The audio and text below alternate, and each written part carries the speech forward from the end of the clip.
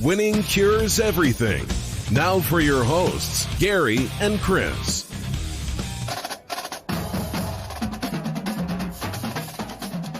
Welcome in.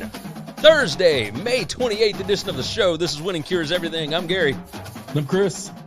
We got a lot of football to discuss today. Good gracious sakes alive in the morning. We're going to start off, though, with a little somber news. But we'll get to that here momentarily. First things first, you know what to do. WinningCuresEverything.com is the website. Make sure that you are subscribed on all of the different live stations that we are on. YouTube, Periscope, Facebook, and Twitch. And you can also subscribe on the podcast, whether it's Apple Podcasts, Google Podcasts, Spotify, whatever. Make sure you knock that thing out. Leave a nice 5-star review. We would definitely appreciate that. Share the show out with your buddies. Tell everybody you know about it. That helps out the show more than you could possibly know.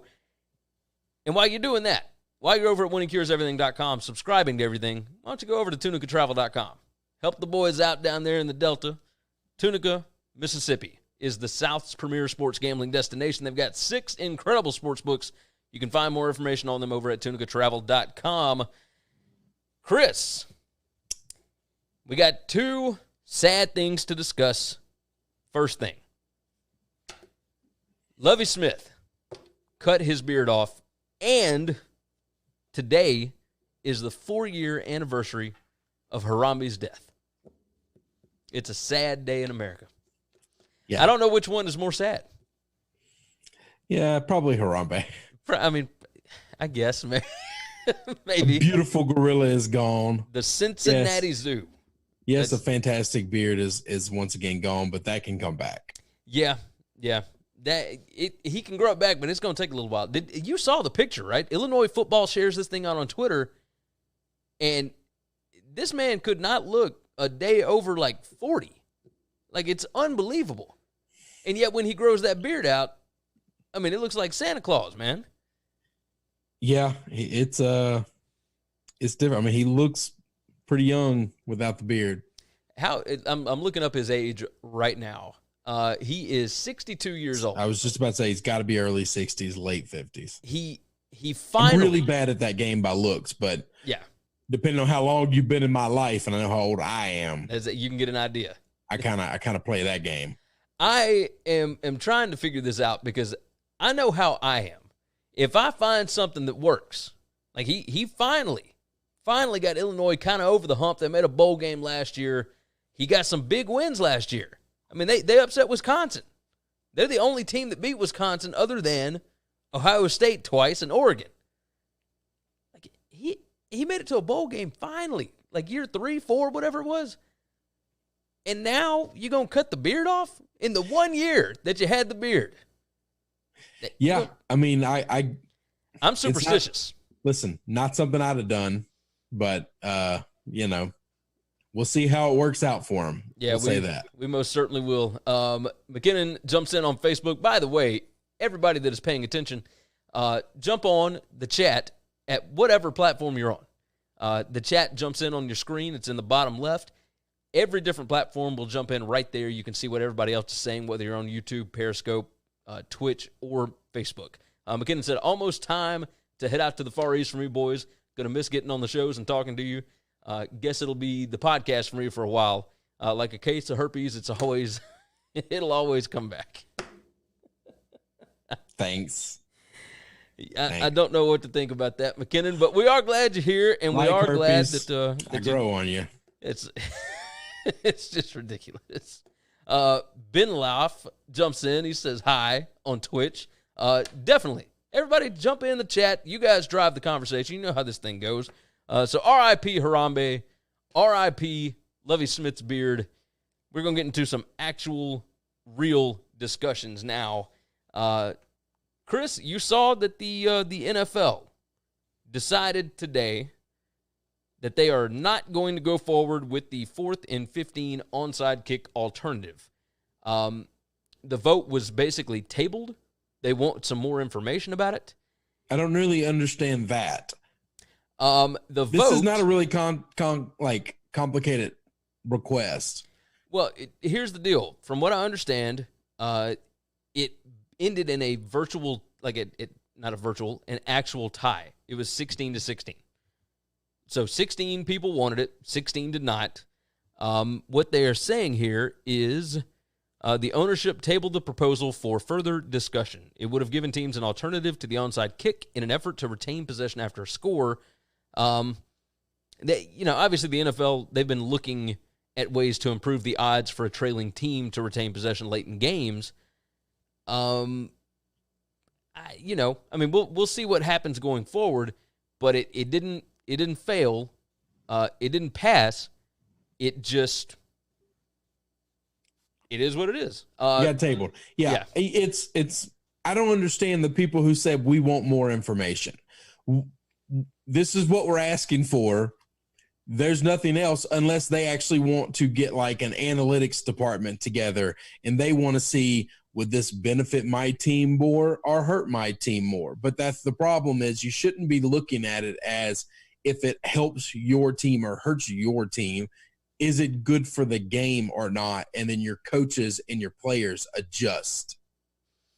Yeah. But I guarantee you that's owners that are afraid of how this will affect their team from wins and losses immediately and not looking at the big picture of changing a rule.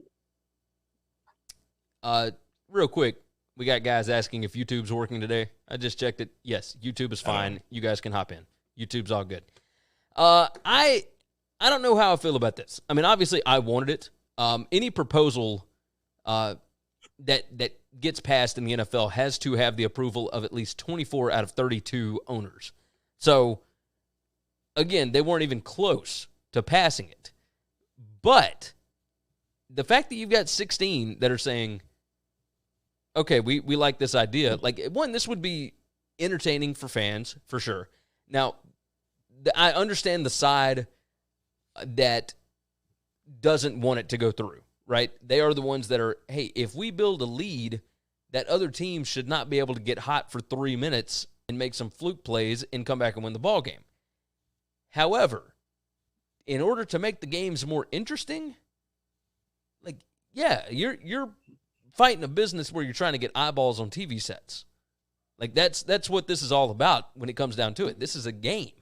So whether you're up by, 2 touchdowns with 2.5 minutes to go or not, they're going to try and find a way to make this thing even more competitive in the last minute of the ball game, because that's when everybody wants to watch.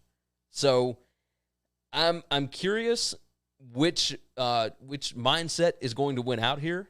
The mindset of we worked our asses off for the entire game, we deserve to win the game, or the mindset of, hey, if we're behind, like, we still want to know that we got a shot.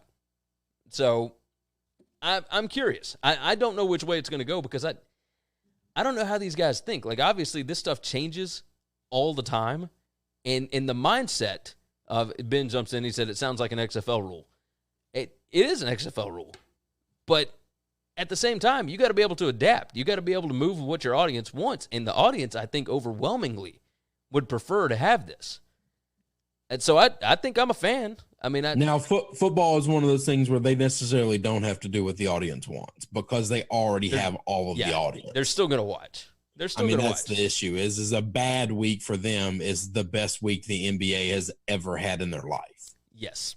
Oh, 100%. Back when it was down like 20-30% and half the country was boycotting it because of Kaepernick and the other half boycotting it because of, the flag. Like it was still the greatest ratings that any TV show had all year. Yeah. Oh, 100%. So they don't have to do, that's the downside, is they don't have to do what the fans want. Fans aren't leaving. They're not going anywhere. Yeah, they're definitely. I'm not going anywhere. I can bitch about it, but I'm not going anywhere. No, I'm going to still watch. I'm going to watch as many games as humanly possible. That's the way it goes. Let's dive off of that one. Boy, I've been ready for this one. I've been ready all day for this one. JT Daniels is going to the University of Georgia. Now, I saw the rumblings of this morning, and it was rumored. I didn't think it was going to happen right away, but everybody said, oh, it's trending this direction. Looks like he's leaning towards Georgia. And Georgia was never even an option. Like, until, a couple of days ago, really. Like, that's the first I'd ever even heard of this. And, like, I try and stay pretty connected in these college football things, man. I had never seen anybody even mention that Georgia was a possibility. Picked up the transfer quarterback from Wake Forest. Yes, Jamie Newman. So like a month ago. If you get, and we're so late in the process now, obviously with the coronavirus stuff, like if Jamie Newman, like if JT Daniels gets eligible for this season, which it's possible he may not, and if he's not, then, I mean, that kind of helps things a little bit easier, like makes things easier. But you've also got a 5-star, like the number 2 dual-threat quarterback in the country coming in next year, quarterback Brock Vandergriff. He's committed. Like, you got 5 stars everywhere. And, like, Jamie Newman wasn't a 5-star, but he proved his worth at Wake Forest. If you are an elite quarterback, how do you trust that Kirby Smart has your best interest in mind? Like, how does he continue to do this? Like, it felt like they had their quarterback room set up. They were good to go. They had their guys lined up. And then you throw this kid in, and everything has gone to hell again. And I'm sure, like, I have no problem with competition, right? You want the best guy to win out. So you want as many cracks at the apple as you could possibly get. That's how it goes. But if you are a quarterback, I want to know what the hell these guys at Georgia are telling you that makes you think it is a good idea for you to go there. 1, they haven't had success with one of them yet. 2, you just had 2 5-star quarterbacks transfer out so that the less talented one can play. Like, and don't get me wrong, I understand that Jake Fromm was the leader of that football team. I get it. But by God, Chris, help me out here. No, yeah, you're exactly right. We found out that Fromm was 3rd out of Eason and Fields by a lot, by the way. And Fromm and Eason could be neck and neck, but Eason left for far less talent at Washington and still did just fine. Yeah. So, I don't know the answer. I don't understand why quarterbacks continually go someplace where the position is filled. There's an understanding that, yes, you're a young buck and you want to, compete for the best or whatever, but why on earth would you continue to go to the same schools over and over and over again? You see all these kids going to the same place at the same position. This isn't running back where they need 4 of them and 2 of you can be stars at one time. Like, that's just not how it works. Yeah, not at the quarterback position. Yeah, I just don't understand. And so now you've got 2 transfers that come into Georgia and a 5-star freshman coming in. At some point in time, one of those guys, if not 2 of those guys, is going to transfer again. Yeah, somebody like, and don't get me wrong, the 5-star kid that's coming in hadn't signed yet.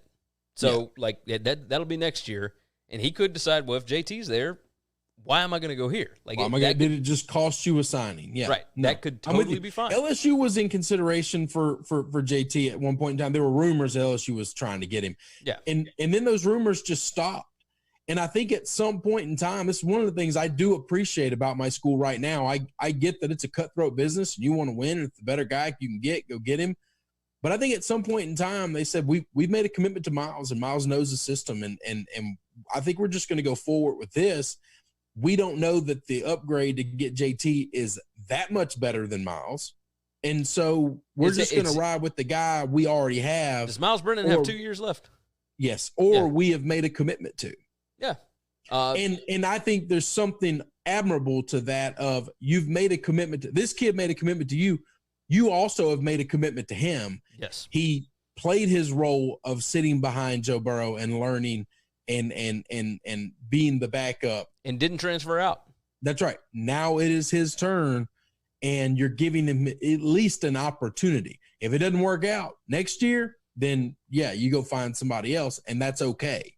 But I do think there's something to letting a kid have their shot if they waited all their time. I mean, if Ohio State had let Burrow have his shot and not brought in Fields, while Fields is pretty good, he would Burrow.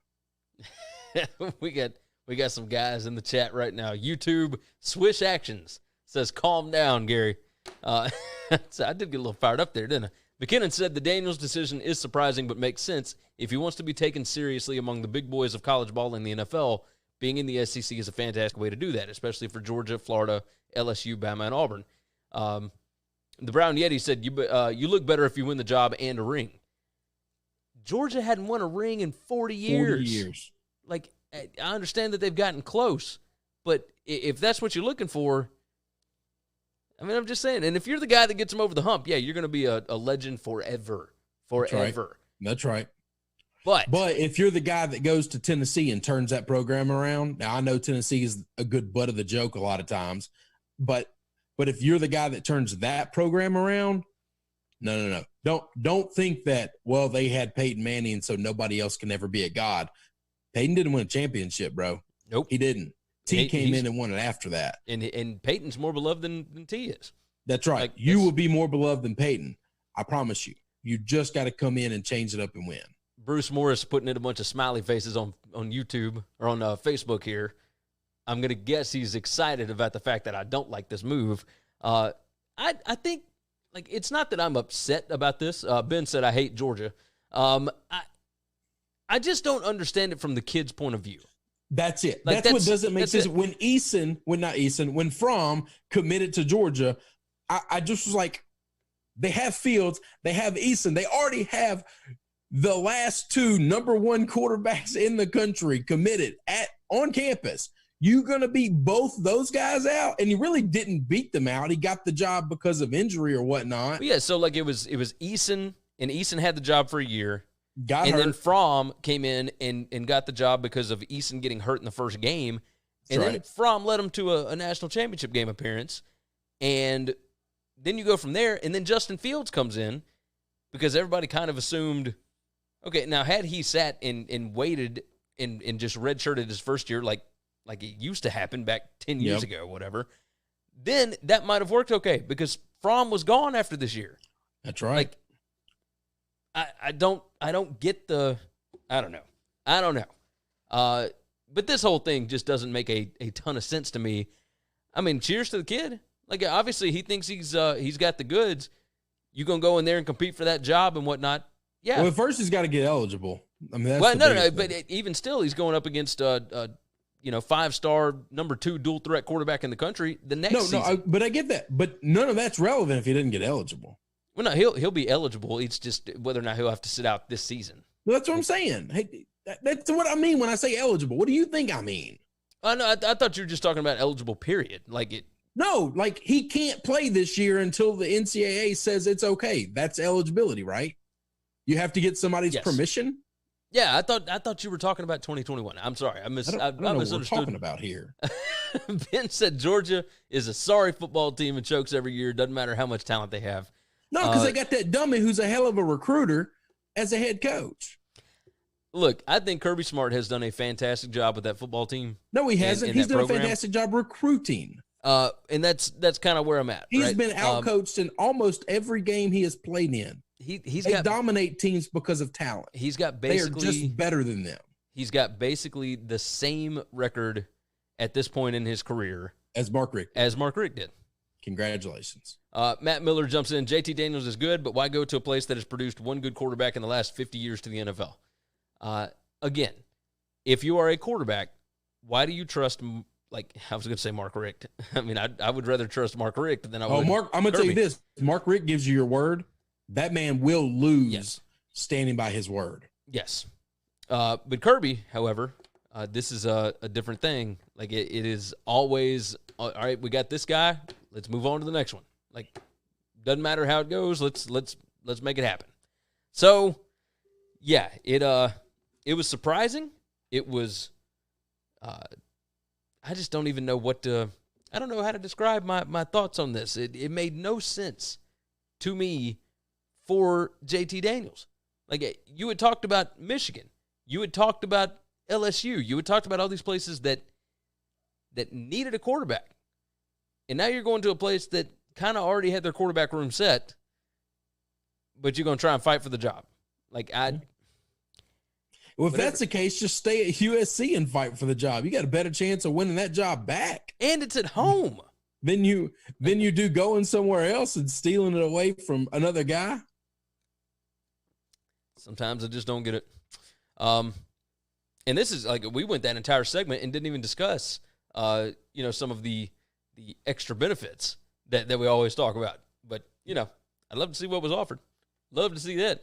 Ben said that could be it. I mean, the difference between Kirby's recruiting and Mark Richt's recruiting is the amount of money that they just had to influx Georgia with. Yes, 100%. Ben said they won't win anything until Kirby leaves. That South Carolina game proved that he is not a good coach. There were a ton of games that proved that he's not a good coach. I stand behind that 1,000%. I think Kirby beats teams because that team is loaded with talent, but that guy is a moron. I mean, he has proven it time and time again. He watched makes bad that decisions. LSU game 2 years ago. 2 years ago, I watched them come into Baton Rouge, and they had two running backs, and one guy couldn't average 1 yard, and he touched the ball 36 times, and the other guy averaged it 8.5 yards a touch, and he touched it 8 times. Yeah. And all I knew then was every time Holyfield was on the bench, I felt great, and they go 3 and out, and then we beat their ass. That's 100%. I mean, the fake field goals, he jumps in on Swish Action says, "Wow, the hate." Yeah, we're kind of letting it fly today. It's not that I hate Kirby Smart. It's not that I hate Georgia. I don't hate Georgia. I've never cared about it at all. I don't hate Georgia. I'm not a Kirby Smart fan. I surely do dislike Kirby. I just don't respect him as a coach. I don't think he's great. It's mind blowing, really. Hell of a recruiter. And I don't understand that either because I've heard the man talk. Okay. Yeah. I can't. You can make fun of Coach O's dialect. All right, from where he is from. That's fine. Yes, he sounds funny, but the things he says make sense. Kirby Smart is a dumb ass country bumpkin. The Brown Yeti said he's better than Moorhead. 100%, but that is trying to compare. I'm gonna be nice about this. Is this apples and oranges? No. Is that what this is? No. All right, we're going to leave it alone. One guy's a dummy and the other one is just completely out of his depth. That's just it. I don't know that Moorhead's an idiot, but Moorhead's just not close to the caliber of coach that you need to be in the SEC. Not close. Or maybe not even coach, but, I mean, possibly leader. Like maybe he doesn't need to be running a football program. Any Power 5 school, he's just not. He's not set up for it yet. Wanting to do that or ever. Well, I mean, obviously those stripes don't change. Maybe you're right. All right, let's dive into this next topic here. Now that we have absolutely blasted Kirby Smart for the last however long. That's all right. It's good for him. Body cures contact. Builds character, right? That's right. College football numbers for 2019. The National Football Foundation released all of this kind of stuff last night, and they do this once a year. It was the top ratings highlights from last season. So they discussed like the growth of the sport and all that. Last year was obviously the 150th anniversary of college football. 392 regular season telecasts. They averaged 1.84 million viewers per game. That's a 2% increase from 2018. They reached last year more than 145 million unique fans. That is a pretty astronomical number. 145 million different people, and obviously you can't get an exact here, but around 150 million people watched college football last year. Like even if it was just one game, you still had that many. 38 postseason bowl games, and I want everybody to pay attention here. Because for all of you that wonder why we have so many bowl games and why we have bowl games, period, 38 postseason bowl games averaged 5.04 million viewers per game. I'd like to take the big bowls out and see the numbers.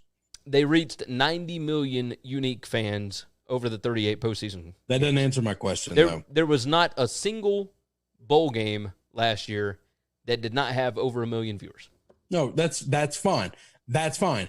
If you took all of the BCS bowls, the big boy bowls away, and then it brings that average down from 5 million to like 2 million, then that's fine. That's still a hell of a number. I'd really like to know what that number is. See what that was. Because nobody gives a shit what the average is when we know that the national championship and the playoff games and all this other stuff are bringing in 10 million people. What's a Gasparilla Bowl bringing in? Hey, you saw the Bad Boy Mowers of Gasparilla Bowl had to change names, right? Yeah.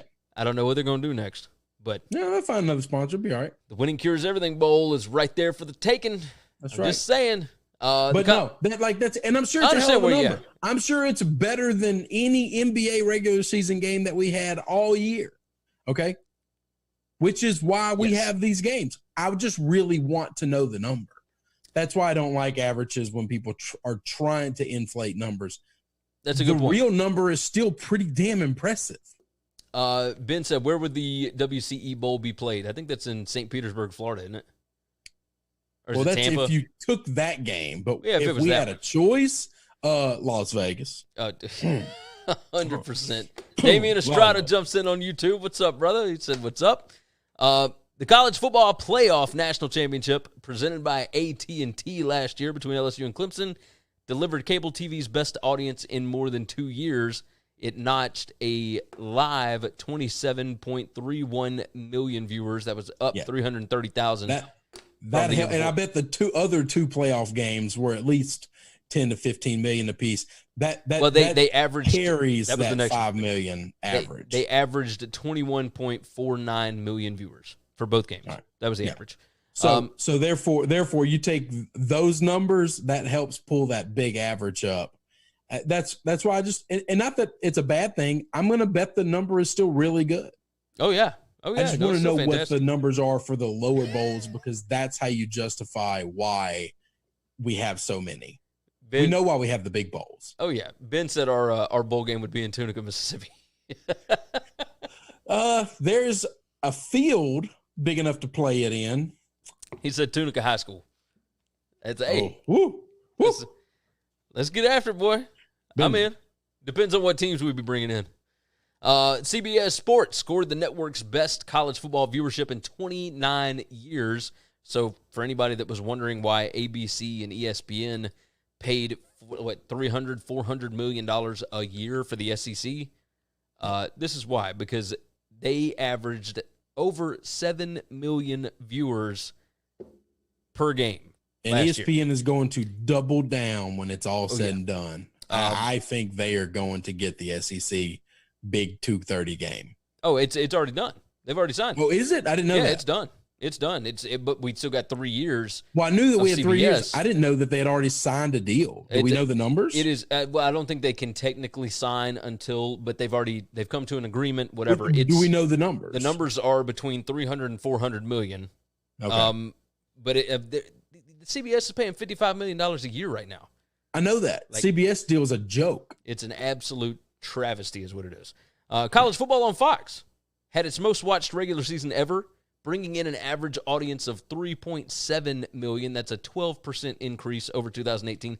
Look, Fox taking those games and moving to the big noon kickoff, helped the smartest everything. thing anybody's done in college football in a long time. And it helped everybody else. Yep.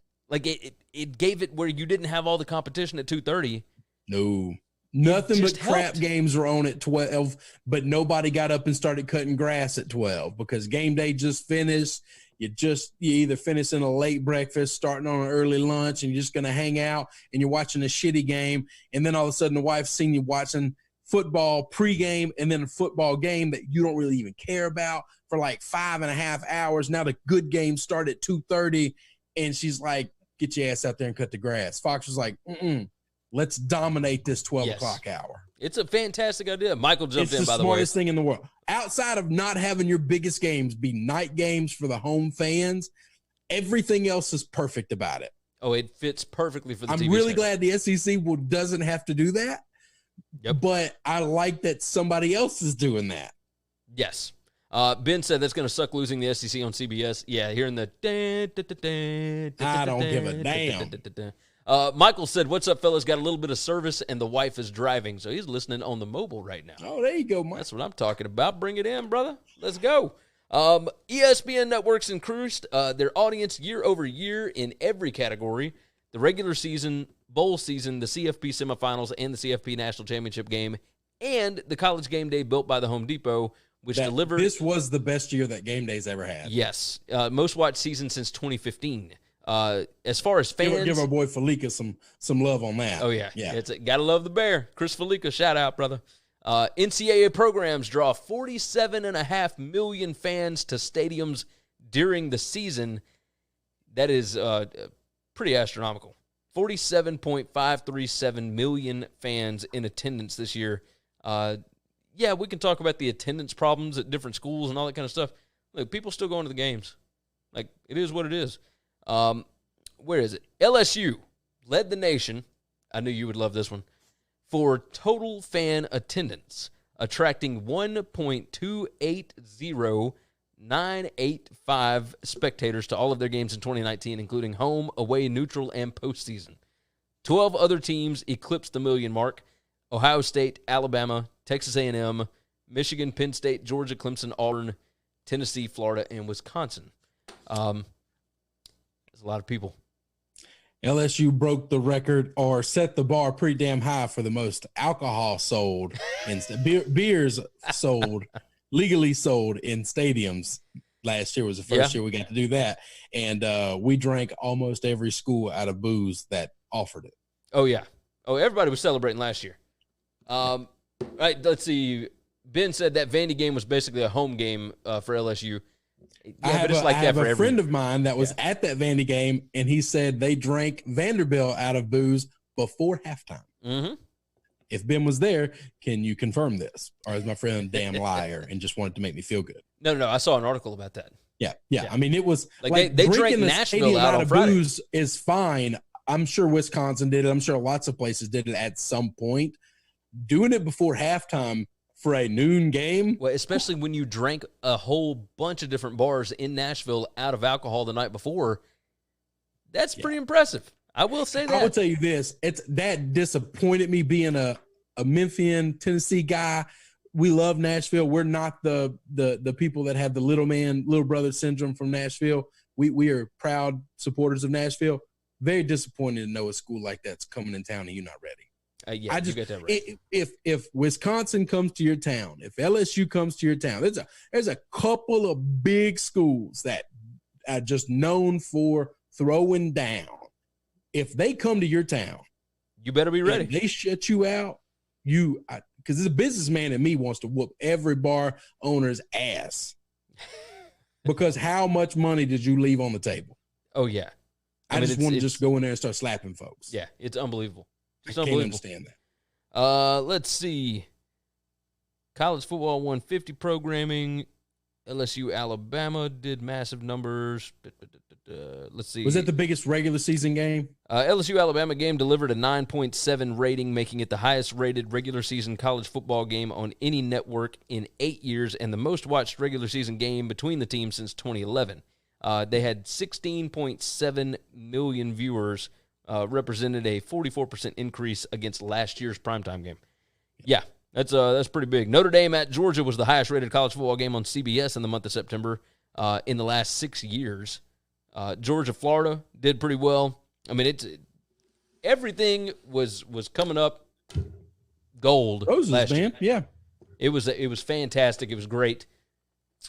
Damian Estrada jumps in. He said, if sports do come back, I think they should have the teams into group stages and have the top two teams of each group compete in a playoff. I have no idea what we're discussing right now. He said like March Madness in the NIT. I guess maybe he's talking about NBA playoffs and stuff. Yeah, I mean, the group stage would be fine. Like, just have them all compete. Just bring all 30 of them back. Bill Simmons had a podcast I haven't gotten to yet, but someone told me it was about trying to do the NBA like a World Cup kind of thing where you do a round robin. Yeah, basically what this guy's saying. World Cup's in groups, all those groups play a round robin, and then they get into a tournament. I mean, that could be interesting. All of these things would be interesting if I know Adam Silver wants to try and make this championship not have an asterisk. Yeah. And he wants anything weird like that is somebody's going to point and say that champion don't matter. Yeah. Yeah, you're right. Michael said, I would love to go check out a game at LSU. Aggies and LSU this year are going to be fun. The wife is giving me crap. Said I'm a dedicated listener. Yeah, 100% you dedicated. We will be at the LSU. But I will be. I don't know if you guys are backing out. I will be at the LSU Mississippi State game. We will see what the situation comes to. I mean, my plan is to go right now, but I'm going to be there. Who knows? I got hotel rooms waiting on us. Already reserved. There you go. Let's jump into this topic. We'll close out the show on this one. And I think we're going to have some fun here. And that was before I knew Leach was going to be involved in it. Oh, before the Mississippi State game. I'm sorry.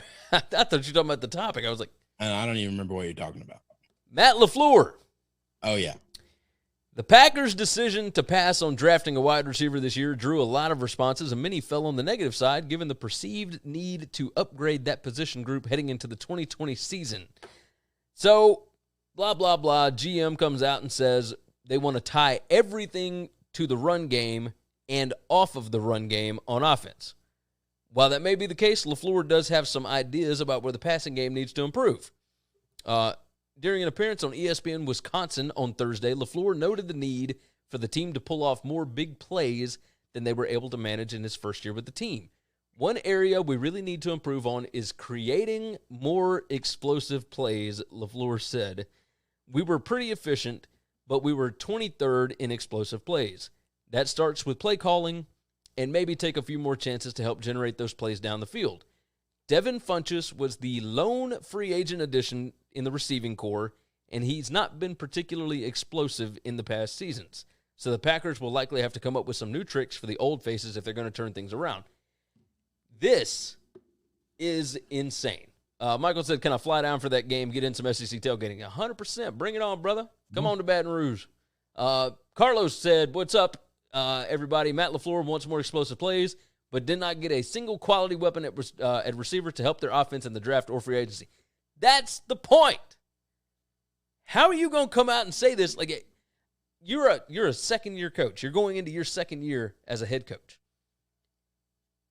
And instead they've done nothing but try to build this team to run the football. And you're going to come out and tell the local radio station that you need to be more explosive when the GM has said we're trying to build everything off the run. Like, I'm sure the GM is fine with being 23rd in explosive plays. Like, they are insanely efficient. I get that. But the NFL, you will get your ass beat by playing efficient football in today's NFL, right? That's the quote. I will tell today's you that NFL. They had a pretty great season in spite of how they played. They had a pretty amazing season all last year. There was one team they couldn't beat, and explosive plays or efficiency wasn't helping them. The 49ers just beat the hell out of them. That's you can't and come then they back. tried to blame it on, going to California and partying. Nah, bullshit. You just got your ass whipped. Yeah, bottom line. Like, you run up against a team with an explosive offense, you get down a couple of scores. I don't even know that the 49ers had what we would call an explosive offense. No, I mean, they had a running offense, but they had these zone reads. They had all these different things. Like, if you get into a game where you're going to have to score points, you are screwed. Like, you have to be able to find cheap shots. Even teams like Nick Saban's early 2010 Alabama teams, like, you got to find a way. They would pound the football, but you got to be able to throw it deep and hit an open guy every once in a while. That's what Amari Cooper was best at. He and Calvin Ridley were fantastic at it, right? Well, they have a guy that they can do that with. But that's the thing. But they've got one guy, and who else? But I'll tell you. I mean, that's kind of what. Who did Tom have when he had to do that 2 years ago when they won the Super Bowl? Like, that was an incredibly boring team that ran the football, ball control, efficiency, and then every now and then, 2 or 3 times a game, he just hit Gronk. Yeah, like that's you can win a Super Bowl doing that. The difference is Matt LaFleur ain't Bill Belichick, and I don't give a damn what you try to do and who you think you got on that team. You're not Bill B. Damian Estrada said Matt LaFleur needs to stop taking bleach and Lysol. I think it's going to his head. The Brown Yeti said, me coach, me know how to run football. Listen, Matt LaFleur got this on job fire today because he wants fondled the jockstrap of Sean McVay. That's just it. That's it. Yeah. That's his credentials right there. Okay? Yeah. He got hired to the Titans because he had been around Sean McVay. He was the quarterback's coach, but he'd never done anything, really. And our boy Fred Smith said his rich boy son down there, and he took over that team, and the offense improved greatly. And now the crazy thing is, like, that Tennessee Titans team, the offense got better under Arthur Smith, but Matt LaFleur leaves there and immediately takes over the Packers and goes 13-3.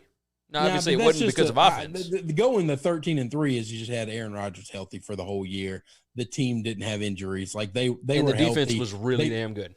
They rebuilt that team to be more defensive minded. Like a million things happened, and the schedule was better. That ain't Matt LaFleur doesn't get credit for all the 13 wins. Just like I don't give new coaches credit for blame for all the losses when they take over really bad teams. You don't get to take over a really good team and then take credit for all the wins early. True. I don't know that they were. Damian said Matt LaFleur equals Adam Gase. You agree with that? I mean, I don't know that he's as bad as Gase. I think Gase is pretty bad. I really do worry about LaFleur and the coaching ability there. I'm gonna tell you the other guy I worry about is Zach. What's his ass in Cincinnati, because he's the exact same thing with Zach Taylor. far worse resume. Michael said he doesn't go 13-3 without Rodgers. OG Wham jumps in, said, hit the like button, family. Yeah, that's what I'm talking about. Yeah. Hit the like button. Yeah, no, he's not close to that without Rodgers or that elite level defense that they had last year. They revamped that team. The thing that he was good at, which is offense, they were efficient, but they weren't great. Efficiency numbers don't win. Listen, you don't take percentages to the bank. You take checks to the bank. You take cash to the bank. Yes. All right. You don't win games with efficiency. You win it with points. And they didn't score a lot of points. They were pretty damn bad at scoring points last year. You got that right. I mean, they would run up against some teams and not be able to move the football. The great Aaron Rodgers. I love it. Today was Fired Up Thursday. Yeah, we just like to make fun of folks. We kind of do. We always punch up. You got that right. Punching up, it's okay. We ain't hitting nobody that's down there. Oh, Kirby's way better than me. It's fine. No, we definitely got that right. That boy makes a hell of a lot more money than I do. Look, half the time we don't really know what we're talking about, but we sound like we do. I'll tell you that. And we know what's going on. All right, you guys have been absolutely fantastic today. Michael jumps in with the last comment of the day. He said, elite quarterbacks can make any system work and any wide receiver work. Look what Brady and Manning have done. And I ain't going to get into it with Peyton Manning. He always had somebody. Always had somebody. Manning not just always had somebody. He had like 3 Hall of Famers at all times on every team. Reggie Wayne, Marvin Harrison. Tom never had more than one on any team. That's all we're saying. I'm not even a big Tom Brady fan, but I get where you're coming from. I know exactly what you mean. But I respect it. Great quarterbacks can make great receivers or good receivers look great. That's what they're supposed to do. 100%. That's what they're supposed to do. Drew Brees did it his entire life until he finally got crybaby over here, Michael Thomas. The Brown Yeti said, did he make them? And then Damian Reggie Wayne, Marvin Harrison, Dallas Clark, those guys Adrian James, were always going to be good. Those boys were Hall of Famers before Peyton was a thing. They were always going to be good. Peyton's great. Peyton is unbelievable. You see, now you're making me criticize somebody I love. He's unbelievable. That doesn't mean he didn't have a full deck when he started. Damian said, Ben said, not in Denver though. Man, come on. He had Demaryius Thomas in his prime.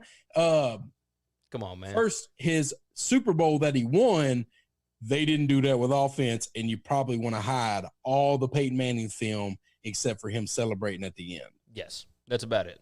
Because he was really bad, real bad. Let's see. Michael said he made DT and Decker look special. Yeah.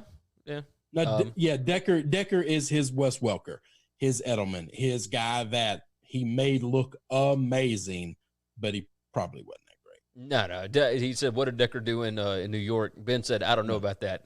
Like, look, there were weapons on that Denver team. I mean, they were weapons on the NFL. Saying that Denver team didn't have weapons. Demaryius Thomas was the best receiver in football at that time. Yes, 100%. We forget that. 100%. Damian said Matt LaFleur is Jason Garrett. Oh, that might be a better comparison than Adam Gase. I don't think he's as bad as Gase, but I think he could be just as useless as Garrett. That was fantastic. Gase so picks fights with his own players all the time. I don't know that he's actively harmful, but he's definitely useless. That is so good. He could be just as useless as the offensive coordinator for the New York Giants. I love it. All right, we are getting out of here. We've taken up 45 minutes of your day, and we do appreciate everybody that jumped in. You have all been fantastic. Share the show with your buddies. We would definitely appreciate that. Make sure you are subscribed on whatever platform you are watching or listening on, and make sure you subscribe to the podcast just in case one of these days you can't quite make it in time. You want to listen to the show. We put the podcast up right after we get done here. It'll be right up on that feed. Leave a nice review, all that wonderful stuff. You guys were great. Chris, another wonderful show, another one in the books. You all make me so happy every day. I get so fired up during these segments. It's wonderful. Yeah. Take care of yourself. Take care of each other. We'll see you again tomorrow. Thanks for checking out Winning Cures Everything. If you want to keep up with us, hit subscribe on YouTube or your favorite podcast app. Visit the website at winningcureseverything.com, or you can like us on Facebook or follow us at Winning Cures, at Gary WCE, or at Chris B. Giannini on Twitter. Share out the show, leave a nice review, and make sure to comment and tweet at us.